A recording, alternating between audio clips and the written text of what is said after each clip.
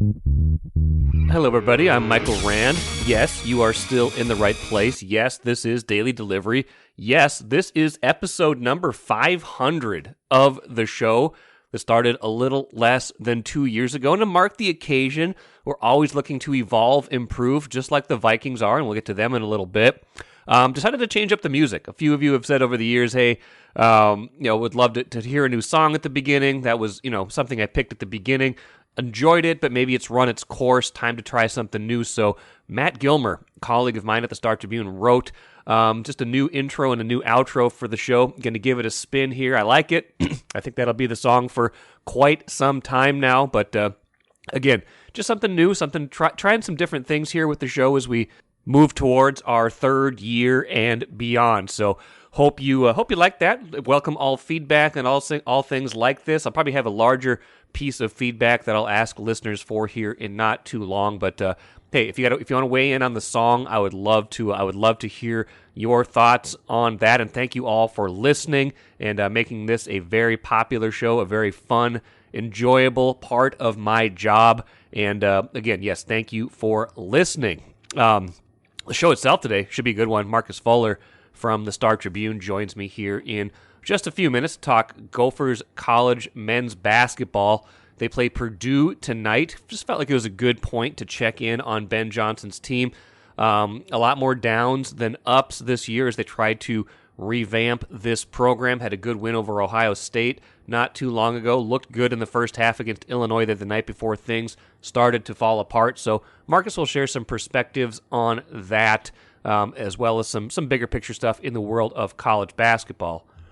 Also found some interesting numbers on Wild goalie Filip Gustavsson that I thought I would share at the end of the show as well. First, though, what did I miss? Kwesi Adofo-Mensah and Kevin O'Connell gave their year-end news conference on Wednesday with the Vikings. And no offense to Kevin O'Connell, but we've heard from him a whole lot throughout the season.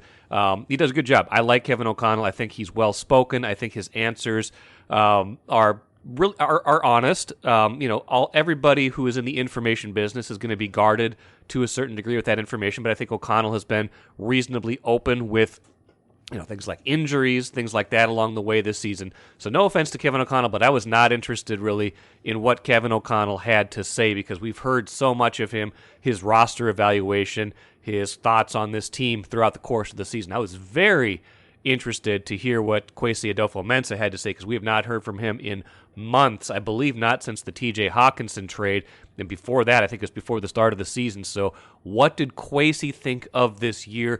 And more importantly, what does Kwesi think of the roster moving forward? And so to get to that, I want to play for you the 5 things that I thought were the most important things that Kwesi Adofo-Mensah said, Vikings general manager, said on Wednesday, and probably provide some context to them as well. It's kind of dangerous sometimes to try to contextualize too much because at a certain point, it almost seems like you're putting words in someone's mouth. I hope I'm not going to do that. I hope what I'm doing is adding some value to the things that he is saying and trying to put that into the bigger picture of what I think is the direction they are headed, and he is hinting that they are heading in 2023 and beyond. So the first thing I want to play for you is a clip from Kwesi Adofo-Mensah, just kind of talking about he used the term talent threshold a few times on Wednesday.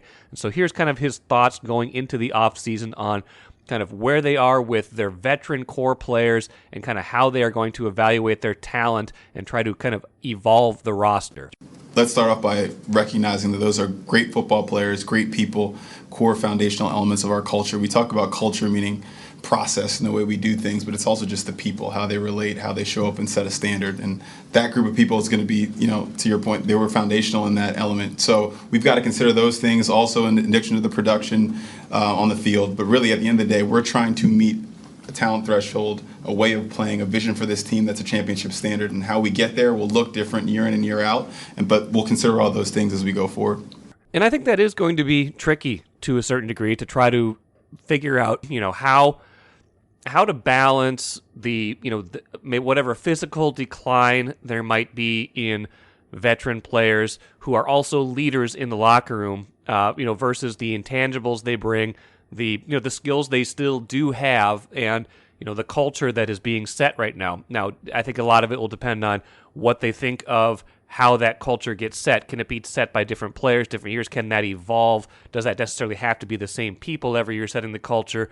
And I think it was interesting that he did end with the idea of ultimately what's going to drive these decisions is talent over all else, and that's going to be the thing that motivates them in their moves. So I think that piece is interesting as you think about a defense that certainly was a step slow at the end of the season, and a lot of these veterans making a lot of money, how that factors into their plan going forward. It would not surprise me if they take an approach to this where, it's not wholesale changes, but they look at certain positions, they say, you know what, we can get younger and cheaper here. The talent matters most here, and these are the decisions that we have to make. But again, I don't know exactly what they're going to do. Some of that will be dictated by the market, but I thought that was an interesting answer from Kwesi Adofo-Mensah. Okay, number 2, the second thing I thought that was important that he said, was talking about extensions, contract extensions, and some of the options that they have if they do want to take more of an approach of keeping the band together after a 13-4 regular season. Every team's got those constraints, and so at our disposal, like I said earlier, First, you start off with the players. We've got good players and good people, so you start there.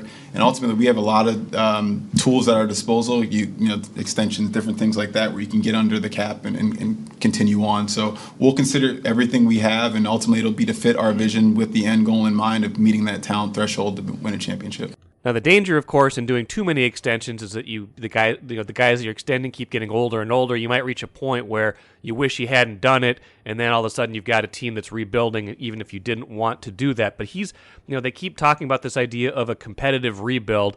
We talked about that a lot on Access Vikings on Wednesday, whether that really is possible or whether you have to go full force into competing or rebuilding, and if you get stuck in the middle, you're really not going to serve either one fully.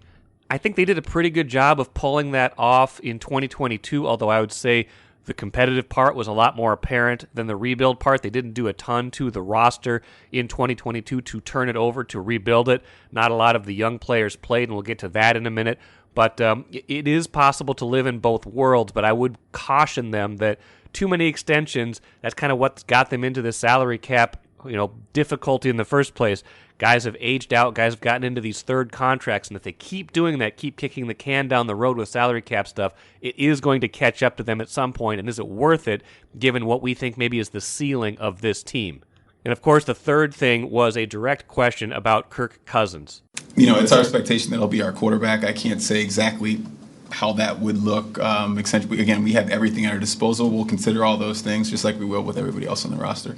Now, that's fairly definitive, although it does leave a little wiggle room when you say you expect someone to be back. What's probably most interesting is him, admitting that he doesn't quite know how that's going to look. Cousins has 1 year left on that short-term extension he signed a year ago, and now they have to decide, is he their guy long-term? Is he their guy short-term? Is he their guy medium-term? Is he not their guy at all, and this is the offseason to trade him? I don't know what the answer is. I think it becomes harder to do that coming off of a 13-4 season. If you thought maybe at one point that a trade was the right maneuver, it kind of makes sense to me that now might still be the time to make a trade, because Cousins, if he's not going to get an extension here, might be motivated to want to be part of a trade where a team would logically extend him and say they want him for the next 3-4 years instead of just playing this out this year and then having to be a free agent next year. I don't know where his market would be more robust, whether you look at a quarterback market this year or next year. Not a great draft class this year for quarterbacks, so that could factor into it. But I think if you're looking at this logically, coming off a 13-4 year, listening to what Kevin O'Connell has said about Kirk Cousins, you would expect at least that he's back in 2023. And so maybe we can put that kind of notion in the back burner, at least until something else pops up. All right, the fourth thing was Kwesi Adofo-Mensah talking about a rookie class that didn't produce a ton on the field in 2022. There's some guys that didn't get to play a lot, some for unfortunate reasons, injury, or others just, had other people play in front of them. But when we talked about this year, Kevin and I, when we sat down, we talked about, building bridges from our young players from this year to next. And so we got a lot of players exposure. Brian Asma obviously is a player like that who we got exposure but wasn't forced to come into the lineup and play right away, which we think is good for development reasons. It seems like he's higher on this group than I might be. Maybe taking the long view of them, and obviously, of course, injuries played a role in evaluating this. Lewis Seen was hurt. That was their first-round pick at safety. Andrew Booth Jr., one of their second-round picks, was hurt for most of the year. And Caleb Evans had concussion problems. He was showing some promise at corner, too. So you can't fully evaluate when you don't have all of the information. But if you're planning or projecting with these guys, that makes it even more difficult. And even if you like guys like Brian Asamoah, who he mentioned by name, you don't quite know what you're going to get next year. But he did talk about building bridges, the need for these guys to produce, which is obviously a key element of anything going forward. I just don't know if we really know that yet. Maybe this is hope more than anything. He seems to be higher on projections on these players than I might be or I might know. So that's something to consider for their roster building and their overall philosophy in 2023. If they like these guys more than we know, that might make it easier for them to make some decisions on these veterans. That said, here's the last thing I thought was really interesting from Adofo-Mensah. This was more of a philosophical thing about challenges on the jobs, things he learned throughout the course of the season, and a lot of it came down to the interpersonal dynamics and the difference between this job and others he's held in the past. You know, I came from a business where your job is to not be emotional. If you make emotional decisions, you typically make bad decisions, and so when you involve people, it can make the job a lot tougher. But I also think the people aspect of it, that's what culture is, and that's important. That's what led to a lot of these, the historic number of one-score games. And so that's probably been the hardest job, really adjusting to those things. And, one of the last times I spoke to you, I was up here, and I think somebody told me my appearance was a little more dour than it normally is, and that was because that was 2 days of, emotionally, having to tell people no, having to say that, hey, your dream is stopped for today. And so that element of the job has been eye-opening to me. And that's interesting. It speaks to the whole idea of balancing talent and culture. How you make your decisions can't just be black and white. This is a different industry than the stock market, energy futures, things like that. You've got to take into account things that aren't necessarily apparent on paper. That said, if you do make too many emotional decisions, even as a decision maker in a sport that has a lot of emotion, you are going to get yourself in some trouble sometimes. So how does he weigh all that? How does he think about all that in roster building? What I hope is that the Vikings don't get too swayed or too convinced by their 13-4 record this past year. I feel like they have to make some hard decisions right now, or it's going to catch up with them in the future and the present. How he navigates that this year, in particular this year, with a lot of these contracts, a lot of these things to sort out and settle, will be very interesting and will probably define the next few years and will tell us a lot more about how this team will be run going forward. Take a playcation to Mystic Lake. With 24/7 gaming, the good times never have to end. And you can satisfy your cravings at our restaurants and bars. Or relax in one of our luxurious hotel rooms. Those that play together, stay together. And don't forget to join Club M so you can spark new memories and bask in the rewards along the way. Follow the lights to Mystic Lake, where every day is play day. Good to have Marcus Fuller back on Daily Delivery to talk college basketball. Marcus, of course, covers the Gophers. He's got his popular Basketball Across Minnesota feature going again. Gophers have a big game Thursday against Purdue. Got their first Big Ten win not too long ago, a good road win at Ohio State. Things were looking up, Marcus, at that point, and maybe through the first half of that Illinois game, and then Illinois really asserted itself and kind of took control of that game. From where you sit, from me, it looks like there is a little bit of sign of incremental progress here with this team, but that it's still going to be a while until we see anything that resembles more than just a team fighting to get out of the basement of the Big Ten. Yeah, thanks for having me on. I think this is the first time this year, right? First for the Gophers in 2023. In 2023, yes, definitely the first time in the calendar year. Yes. So happy to join you in 2023. If you talk about progress with this team, you have to be relative progress because we're not necessarily talking about wins. They're 1-5 in the Big Ten, but like you mentioned, they did get their first Big Ten win versus Ohio State last week. I would say that they were trending upward as far as how competitive they were and the games were leading into that Ohio State game. And then, they were leading Ohio State for most of that game. Last week, Ohio State's kind of on a slide right now, but the Buckeyes still have a lot of talent. And, clearly Minnesota controlled that game. It was actually a hot mic'd up game for Ben Johnson on Fox. So it was pretty neat to see the behind the scenes stuff that led them to that win. And, Dawson Garcia's 28 points, some free throw shooting down the stretch helped them pull that one out. So, the Gophers definitely want to bottle that up and try to use that as confidence boost the rest of the Big Ten season. But it was a little bit of a letdown in their last game versus Illinois. Yeah, is it inconsistency at this point? Is it just the talent level hasn't risen to that point? Youth? What do you think is the thing they need to transcend to make more of these games more competitive and to ultimately win more of these games? Yeah, I think just the consistent play for the Gophers really was starting with the Big Ten play resuming when they played Wisconsin in early January. It was a 3-point loss on the road, but I thought clearly they're more competitive than their first two Big Ten games. Was the last game versus Purdue on the road and versus Michigan. Both those games they were down by 20 plus in the second half. So Wisconsin was an improvement in being competitive.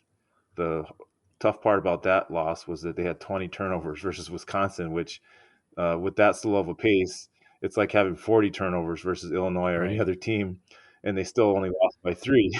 So that was was a moral victory there, but also bittersweet with the turnovers. They turned around and they limited turnovers versus Nebraska at home, but they still lost that one in overtime.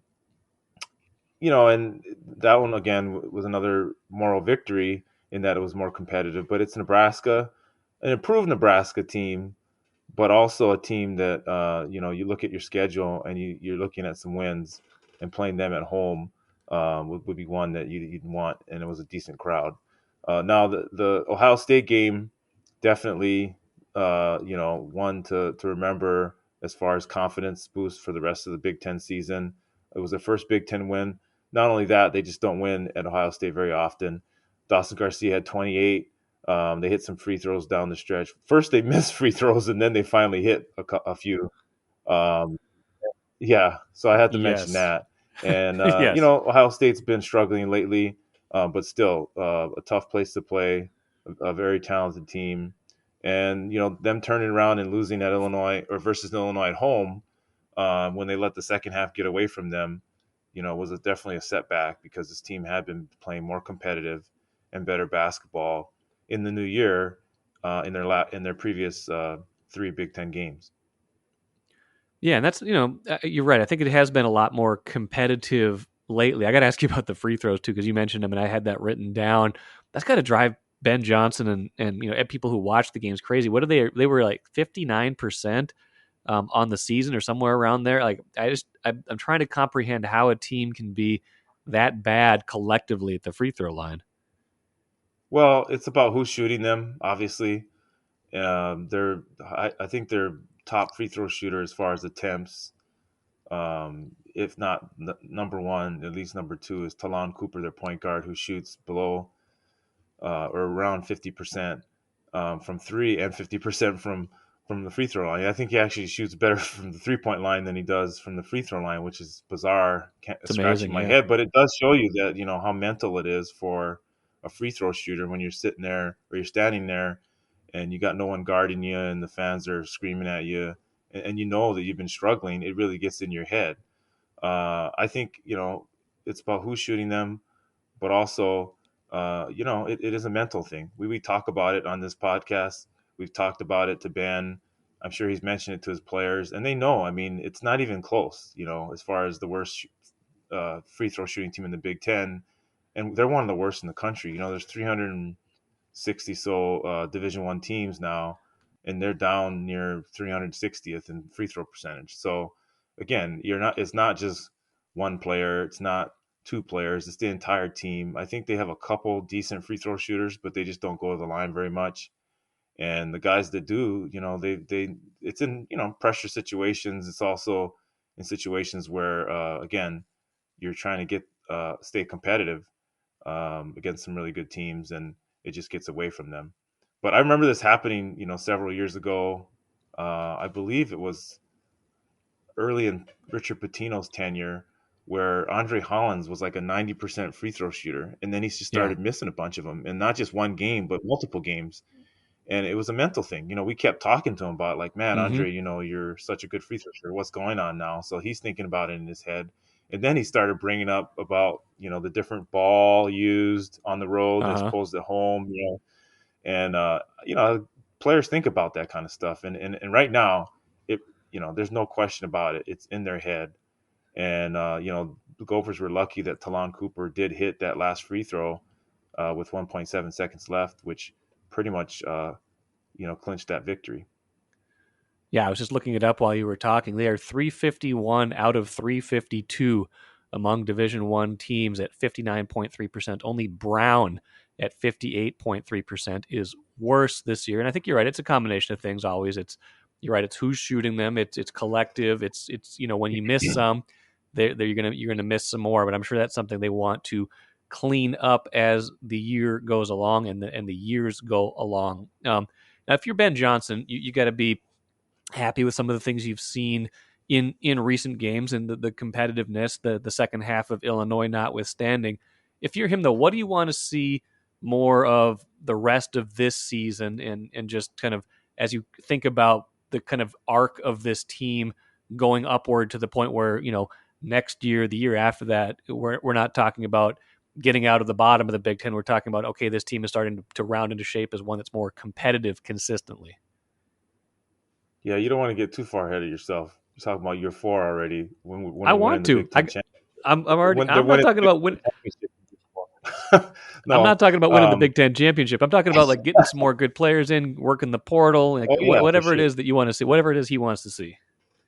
Yeah, I think as far as this year, there was two ways that he approached it. Before the two injuries to possible starters in Isaiah Eden and Parker Fox, I felt like, and he did talk about it, that, hey, we're going to win now. Like, forget about like waiting and, rebuilding. We want to win right now.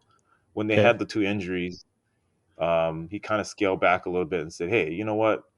Of course you want to win, but we're going to play a lot of young guys, and they're going to take some lumps early, and we might not win a lot of games early, but at the end of the season, toward the end of the season, they're going to be better for it. They're going to be playing like sophomores, and we'll be more competitive, and we'll have something to build on for next year. Well, in between there, they had a 5-game losing streak, and they had some winnable games at home, non-conference wise, that they did not play the young players, at least not all of them. So he kind of went against what he said earlier in the year, and he was just trying to win. I mean, you Yeah. lose 5 in a row, and it's in early December, mid December. There are not a lot of fans in the seats, and if you lose to Chicago State or Arkansas Pine Bluff, you're really not going to see any. So I think that maybe there's a little pressure there to win. He started playing the veterans more. The young guys were kind of wondering, like, hey, I had a lot of playing time early. What's going on now? And so I think, once the calendar year turned to 2023, he kind of got a little bit more back to what original plan was after the injuries, where we have to play the young guys and they need to get better. And then so you saw the Wisconsin game, you saw the Nebraska game, where there were young players contributing more, playing more in crunch time. And then all of a sudden it all came together versus Ohio State. You had young guys making plays. You had Dawson Garcia, who's been very consistent lately, one of the better players in the Big Ten. He came and had his best game of his career. And so that's how they beat Ohio State. Now, moving forward, again, you have to have Dawson playing at a high level. You have to have the young guys contributing because you don't have anybody else really. And then, I think a couple players need to come around a little bit more. Jamison Battle, Yeah. he's dealt with some injuries early this year, and kind of just figuring out his role as maybe not the main guy with Dawson Garcia there. And then Talon Cooper, he's a point guard who hit the free throw that really clinched the win versus Ohio State. He's had a lot of decent offensive games lately, but is he a point guard? Is he the off guard? they don't really have much punch in the backcourt when it comes to scoring. So he's forced to score more. So I think they need to kind of figure out their backcourt situation, and then maybe have some young guys like Jaden Henley, a freshman from California, and Braden Carrington, Minnesota Mr. Basketball last year, kind of incorporate them more into the mix. So again, we're talking about the young players. We're talking about some veterans that have already established themselves but are still figuring it out this year with Jamison Battle. And I think when those two areas come together, this team, we're not going to see them maybe beat the Ohio States of the world too much on the road, but you Right. might be able to steal a game, at home that you're not supposed to win or nobody picks you to win. And then, you have to be able to beat teams like Nebraska, Northwestern, Penn State if you play them at home. So I think, that's kind of what you're seeing moving forward is, not only being competitive, but can you get some of these wins, especially at home, that will help build for next year. Yeah, that makes sense. Marcus, a couple more things for you before we wrap up. One, I've referenced this at the beginning. Basketball across Minnesota has returned. Some good stuff so far. What are some of the stories that you've enjoyed telling so far, and anything else that you're looking forward to getting to, in the, as we kind of get into the real, February, March part of, people really turn their attention to college basketball right now? Yeah, that's the beauty of this column is, I get to talk about all levels. There's college basketball. There's also some really good high school basketball going on in Minnesota. A lot of talent on the boys and girls side. And there's, some good coaching stories. Last week I did a story that was kind of off the beaten path about Dr. Dish. It's a shooting machine that was developed here in Minnesota, by Doug Campbell, who's the CEO, and he and his brother were in their garage, figuring out how to build a volleyball machine that allowed them to practice and get better for some adult volleyball, and it turned into a basketball machine. So years later, and now it's around the world. It's in internationally. The NBA teams and trainers use it. Hundreds of Division I schools, including Duke and North Carolina, and then obviously the Gophers and St. Thomas and the Lynx and Timberwolves use it. So Okay. it was a pretty cool story to do. I actually heard about Dr. Dish for a while, and I just assumed that it was some big national thing and outside of Minnesota. And when I found out it was based in Minnesota and created in Minnesota, it was a pretty neat story. And Yeah.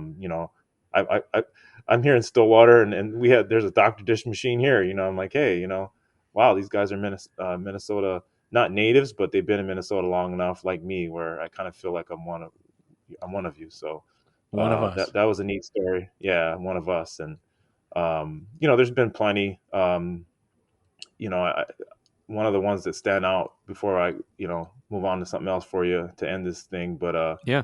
there was a small college story, at Central College, and a coach who had been coaching for 20 years there and closing in on 500 wins.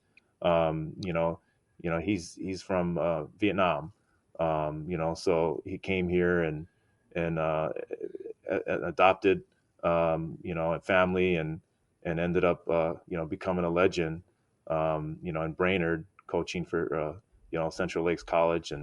And so I think those kind of stories, you don't hear about because it's junior college basketball. I played junior college basketball, so I know nobody pays attention to you. Right. So, but there's stories there. There's guys that, have gotten a second, third chance. And you've seen it, Last Chance U, right, on Netflix. Right. Focuses on junior college basketball. So there's pretty cool stories there.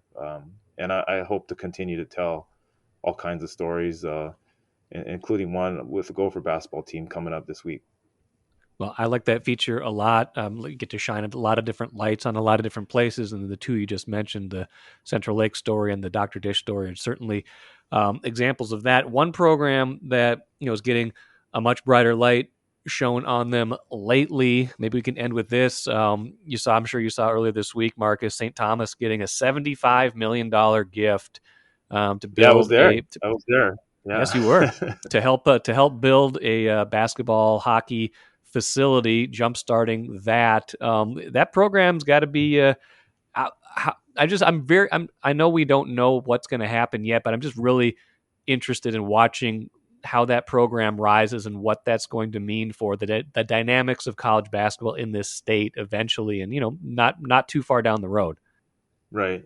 Well, we talked about my column BAM, and one of the stories I did earlier was St. Thomas men's basketball, and how Right. at the time they started off the Summit League undefeated, and they're winning a lot of home games. I think they're undefeated at home right now, and they've already surpassed by several games their win total from last year, which was their first year in Division One. So it's been a quick start for them. And it hasn't just been Division Three players. I did write in that story that they actually got off to 11-win start and 2 wins in the Summit League with 4 of their 5 starters Division Three players from their previous tenure. But I think if you look at the squad as a whole, you see Division One transfers, you see high level freshman talent. They had the number 1 recruiting class in the Summit League last year, Johnny Tower in the men's side, and they didn't even know that they were getting a new arena. So, Right. like, I talked to one of the recruits, at the announcement, and I told him, I said, at the time you didn't even know there was a new arena. So, can you imagine the players that are going to come after you that will look at St. Thomas differently because they'll get a chance to not only play in the NCAA tournament in 2025-26, but they'll also have a new arena to play in. So that's just a lot more recruiting that the men's and the women's team has.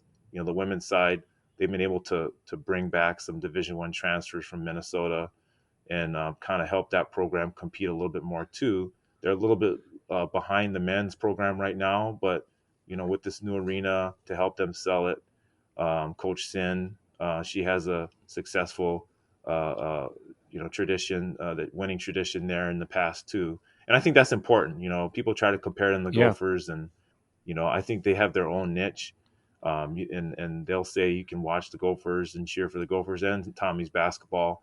At some point, though, it will become a rivalry because they'll be a lot more competitive, and they might go after a couple of the same kids who want to stay home.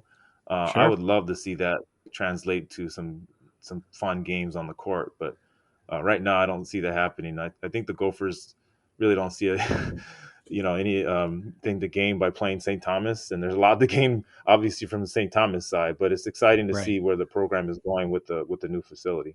It absolutely is. It's just kind of a fun, fascinating story to watch, something different for this market, and we will cover it along the way. I'm sure Marcus will cover it a lot during the way too, as well as Gopher stuff. You follow Marcus from the Purdue game Thursday night and everything beyond that. Marcus, appreciate talking Gopher hoops as always, and we'll talk again soon. All right, it's always fun. Thanks. Good stuff from Marcus, as always. Always love catching up with him on college basketball. He covers that so well. Not just the Gophers, and I always say that, I think, but the whole state, the whole country. He's got that on lockdown. He's really good at that, and so hope you read him often and check his work out in the Star Tribune. Let's finish with the cooler. Like I said at the beginning, I found an interesting stat on Filip Gustavsson. It came after he made that spectacular save with his skate blade the other night against against Washington. He's only allowed, his goals against average is like .940 in his last 12 starts. He's 10-2 save percentage. I'm sorry, the save percentage is .940. That would not be a good goals against average. Save percentage is .940. Goals against average is in the ones. That is good. I'm glad I corrected myself there because that would not be great. What I found was interesting, a site called Natural Stat Trick, which I like to check out from time to time for kind of some deeper insights into hockey, especially goalies. The spectacular save the other night was nice, but what's been really good about Gustavsson lately is his attention to the shots that are more routine or more, the steadiness of his play. He's only given up 7 goals in those 12 games on what the site characterizes as low danger or medium danger shots. That puts him into the top level of those categories, at least in that 12-game span.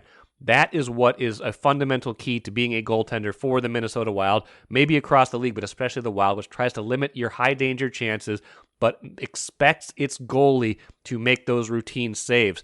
Just by comparison, Marc-Andre Fleury in that same span of time. That's 15 games that he's played versus 12 from Gustavsson, but a relatively, equal sample size. He's given up 18 goals on on medium danger or low danger shots in that span compared to 7 for Gustavsson. Now, I'm not saying Gustavsson's better than Fleury. I feel like we're kind of developing more of a 1A and 1B situation, at least for right now. Now, what I am saying is that that's a pretty big thing that Gustavsson's got going for him right now. That's what's made him so good in this 12-game span. Not the spectacular save, although the one the other night was spectacular. It is the steady saves that has been so good for him, and I did write about that on Wednesday if you want to read a little bit more about it. That will do it for today. Again, hope you enjoyed episode number 500. 501 coming up tomorrow. Just turning the page again. Megan Ryan covers the Twins for the Star Tribune. Will join me to talk about that wild offseason that they've had.